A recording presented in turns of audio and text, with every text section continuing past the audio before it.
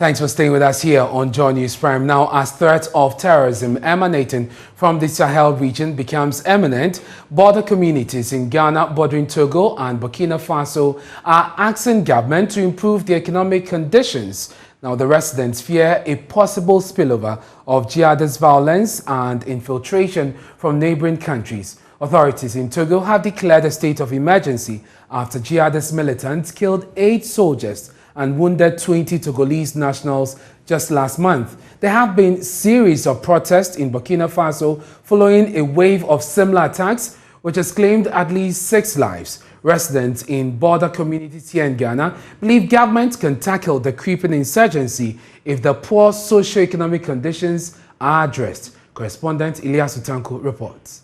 On the 3rd of this month, almost 3 weeks ago, the Ministry of National Security passed on a presumed intelligence to the local security and defense services in the northeast and upper east regions, alerting them to suspicious movements of a group of persons along a mountainous area that borders the Bumpurbu, Nakpanduri, and Garu districts. The intelligence indicated that these suspicious men were seen transiting the area on motorbikes, wearing turbans to hide their faces. The 2 districts are separated by the Gambagas camp, which runs northeast from Nakpanduri and extends eastwards to the border with Togo. The N2 road, locally known as the Nakpanduri-Garu-Boku road, is the major route that links the 2 districts. The regional authorities, in response to the security alert, quickly deployed armed personnel to the area in an operation to search and intercept the suspicious men. However, 3 weeks after the incident, the identity and whereabouts of the men are yet to be established by the security services. Although nothing dramatic, or so it will seem, has since occurred in the area, the incident, coupled with the recent jihadist attack on neighboring Togo, in the border towns and villages in an increasing state of fear and uneasiness. For residents of Nakpanduri and its environs, they appeal to the government to establish a mobile security patrol outpost in the Gambagas camp and fix the Nakpanduri-Garu-Boku road. Over the years, criminal gangs have already taken advantage of the weak presence of the state security forces and the poor condition of this road to increase the number of robberies, smuggling, and other illegal activities favored by poorest borders. We are afraid because the road is not good, so if I have to pass it will be difficult. You saw me, I've seen the Sova Dam suffering, so it's difficult. So we are just praying, so this will make the road nice for us. I'll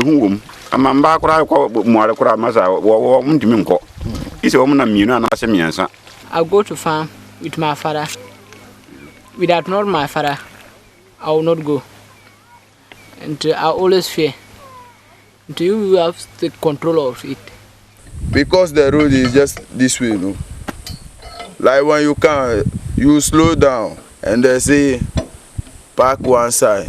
The time you park one side, the policeman will come and stand on the way. They will refuse to come there. The time they send the money, they will come, ask, what about them, what about them? We are now very much afraid traveling on this road. That's why for me, I use this road only in the daytime. After 5 p.m., the road becomes very scary. These days, we do not want to be taken by chances. So I have limited my working hours, and this has affected my work. The latest attack in Togo was Thursday morning. Our Northeast correspondent, Elias Utanko, has details. Attack occurred this morning around 3 a.m. and the shooting continued. In fact, we understand these are terrorist elements who engage the forces in Togo, the security forces in Togo around 3 a.m. And the fighting continued up to 6 a.m. We are learning that this particular incident actually happened on the border with Burkina Faso, Ghana as well, just very closer to our territory in Ghana here. What we are learning is that there have not been any casualties. The authorities have they have been able to assess the area as I speak to you now, and they are now conducting the assessment of this attack. But our sources in Togo, which is closer to the border with Ghana, says that this particular attack didn't cost the life of anybody. That particular, we are yet to confirm that from authorities. And so, yes, this is what happened this morning in Togo. But you remember, this is the third terrorist attack in Togo. Just last month, on the 11th, there was a terrorist attack at a community called Panja, which is also closer to the border with Burkina Faso. This particular attack led to the killing of 8 Togolese soldiers and the wounding of several others. We understand 15 of the attackers were killed. And in November last year, there was also attack. That particular attack was non-fatal. Nobody died in that particular attack. And this morning, we are learning of another attack, which we are yet to get the full details for now. That's our Northeast Region correspondent, Ilyas Utanko, who has been following up on incidents regarding terrorism in the neighboring countries. And the latest was the update he gave us from Togo. Let's go onto the phone lines now and speak to the President and CEO of the Institute for Security, Disaster and Emergency Studies, Dr. Ishmael Norman. We're grateful, sir, for your time here on Joy News Prime. Let's start with the latest incident recorded this morning. What do you make of the attack? It is not the first in Togo. It is the latest in the series. What's your assessment of what's happening? Ernest, thank you for inviting me. I think it is quite worrying that Togo, a small country, has been attacked by terrorists 3 times in a short while. So it is very difficult to understand what the motivation is for the attack. And I really don't seem to understand why, except to make some kind of supposition that they presume that Togo is a weak, small country, and so they can attack it. But Togo is not a weak, small country at all. It has a lot of soldiers, so I really don't understand. I don't want to say that the opposition could have been involved in getting them to do these kinds of acts, because it has happened before. In the 80s, the United States government actually got the Taliban started with Osama bin Laden because they couldn't fight the Mujahideens, because they couldn't fight the Taliban. And that resulted in a situation that created Osama bin Laden. And then we all know the history of it.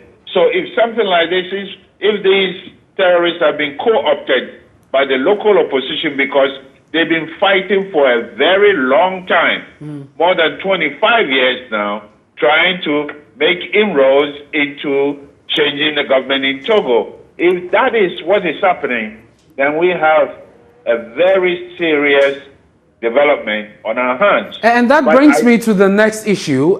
This is very, very close to home. What does this mean for our strategy in combating the potential threat? Because we have it in Togo, there's in Burkina Faso. We've not seen any visible threat yet in Côte d'Ivoire, but this is very close. Yes, it is very close. And it means that central government has to be a bit more inclusive in its decisions, in its governance system. But I don't see that happening anytime soon. And so that brings us to a very dicey issue. How do our military and security organizations prepare in case we have incursions like this? And should we then begin to suspect that such an event will have to be with the cooperation of internal forces, not necessarily the opposition parties, but the internal forces?